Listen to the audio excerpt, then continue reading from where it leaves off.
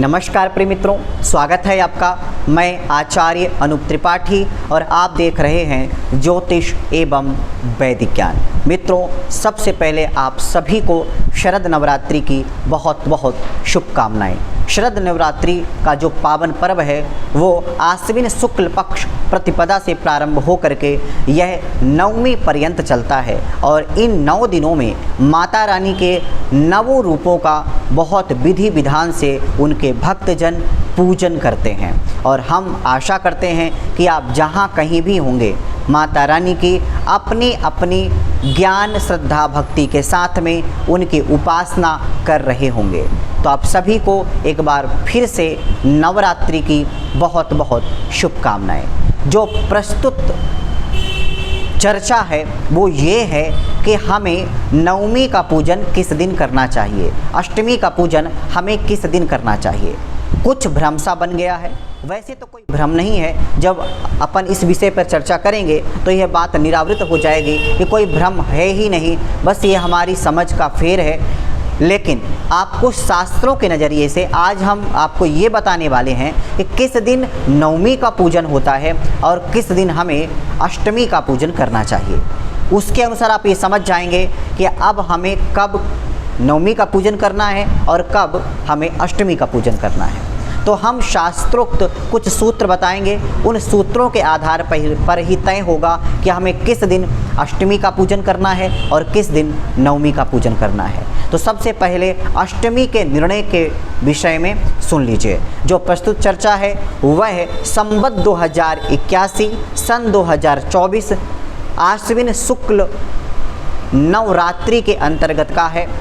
यह जो प्रस्तुत विषय है वो ये है कि अष्टमी 11 अक्टूबर दिन शुक्रवार को मनाई जाएगी या उसके अगले दिन। इसके साथ में जो नवमी है वो क्या अष्टमी वाले दिन पर ही होगी या उसके अगले दिन, मतलब 12 अक्टूबर दिन शनिवार को। तो यही चर्चा का विषय है। तो चलिए बिना देरी किए सबसे पहले सूत्र समझ लेते हैं कि सूत्र क्या कहते हैं। तो हम आपको सूत्रों को पढ़ करके बता देते हैं, फिर उसका अर्थ समझा देंगे। साचा परियुता शुक्ल पक्षे अष्टमी चैव शुक्ल पक्षे चतुर्दशी पूर्व वृद्धा न कर्तव्य पर संयुता। इसका अर्थ यह है कि आश्विन शुक्ल पक्ष की अष्टमी और चतुर्दशी को जो पूर्व विद्या है नहीं करनी चाहिए, पर विद्या ही करनी चाहिए। तो इसका अर्थ ये हुआ शरण महाअष्टमी पूज्या नवमी संयुता सदा सप्तमी संयुता नित्यम शोक संताप कारणिम। इसका अर्थ ये हुआ कि जो महाअष्टमी का पूजा है वो नवमी युक्त अष्टमी करनी चाहिए, ना कि सप्तमी युक्त। तो पूर्व विद्या नहीं बल्कि पर विद्या करना चाहिए।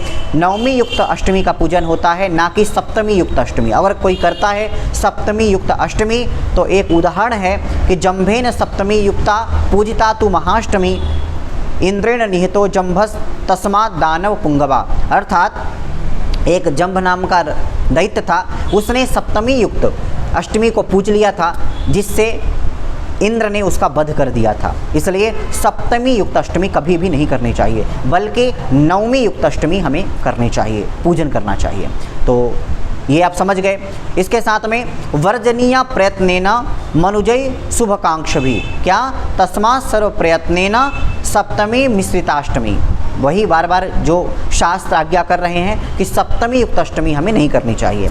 अब नवमी तिथि का निर्णय कर लेते हैं। तो एक चीज़ तो समझ में आ गई कि अष्टमी का पूजन नवमी वाले तिथि के दिन करना चाहिए, ना कि सप्तमी जिस दिन हो उस दिन। ठीक है ना। तो ये समझ गए। अब आपको समझाते हैं नवमी का निर्णय। तो नवमी का निर्णय ये है कि आश्व युग शुक्ल पक्षस्य अष्टमी मूल संयुता सा महानवमी नाम त्रैलोक्येऽपि सुदुर्लभा कन्यागते सवितरी शुक्ल पक्षेष्टमी युता मूल नक्षत्र संयुक्ता सा महानवमी स्मृता। इसका अर्थ यह है कि नवमी का पूजन अष्टमी युक्त तिथि में करना चाहिए। मतलब महानवमी जो है वो उसी दिन मानी जाती है जिस दिन अष्टमी तिथि हो।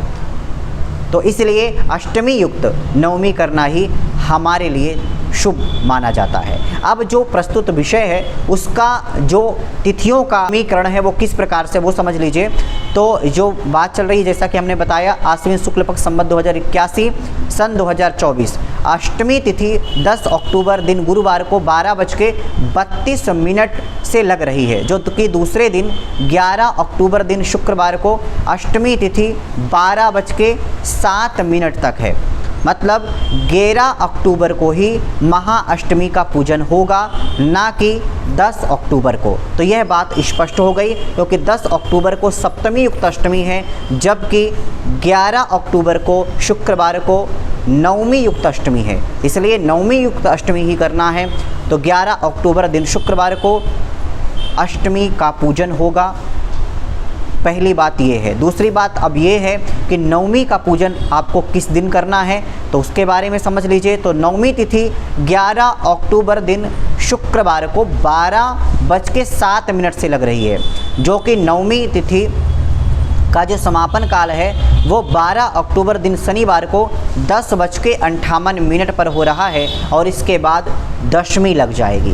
तो नवमी जो तिथि है वो भी हमने बताया कि अष्टमी युक्त ही करनी चाहिए। तो अगर आप सीधा सूत्र से समझना चाहें कि हम किस दिन कैसी पूजा करें, किस दिन नवमी का पूजन करें, किस दिन अष्टमी का पूजन करें, तो सूत्र बहुत सरल है। अगर आपके यहाँ कुल देवी या मात्र नवमी पूजी जाती है, तो आपको 11 अक्टूबर दिन शुक्रवार को ही अष्टमी और नवमी दोनों को पूज लेना चाहिए। अगर आप अनुष्ठानिक रूप से माता जी का उपासना करते चले आ रहे हैं 9 दिन पर्यंत, तो आपको फिर दशहरा के दिन, मतलब आपको 12 अक्टूबर दिन शनिवार को फिर विसर्जन और पूजन नवमी का करना चाहिए। अगर आप अष्टमी वाले दिन, मतलब 11 अक्टूबर को भी दिन शुक्रवार को भी हवन कर लेते हैं, अष्टमी वाले दिन ही नवमी का पूजन कर लेते हैं, विसर्जन कर लेते हैं, तो बुरा नहीं माना जाएगा, गलत नहीं माना जाएगा, किसी प्रकार का दोष नहीं माना जाएगा। लेकिन अनुष्ठानिक रूप में 9 दिन पर्यंत अगर माता के 9 रूपों का आप पूजन करना चाहते हैं, तो फिर आप दशमी युक्त नवमी करके नवमी 12 अक्टूबर दिन शनिवार को कर सकते हैं। अगर आप अनुष्ठान करने वाले हैं या अनुष्ठान कर रहे हैं, तो इस प्रकार से ये नवमी और अष्टमी का स्पष्ट मत है। अगर आप व्यक्तिगत माता जी के नवमी पूजन को करते हैं, जो कि घर परिवार और कुल परंपरा में होता है, वो आप 11 अक्टूबर को करेंगे, और अगर अनुष्ठानिक रूप से करना चाहते हैं तो 12 तारीख को भी आप कर सकते हैं और 11 तारीख को भी कर सकते हैं। तो आशा करते हैं कि आपको समझ में आया होगा। हाँ, कुछ हमारे जो भक्त हैं वो ये पूछते हैं कि क्या नवरात्रि में अग्निबास देखा जाता है, तो कदापि अग्निबास नहीं देखा जाता। जो दशहरा है वो 12 अक्टूबर दिन शनिवार को ही रहेगा। शमी अपराजिता पूजन यह भी 12 अक्टूबर दिन शनिवार को ही रहने वाला है। तो आशा करते हैं कि आपको समझ में आया होगा। तो चलिए अभी के लिए बस इतना ही। आगे फिर उपस्थित होते हैं आपके सामने एक नई जानकारी के साथ। तब तक के लिए नमस्कार।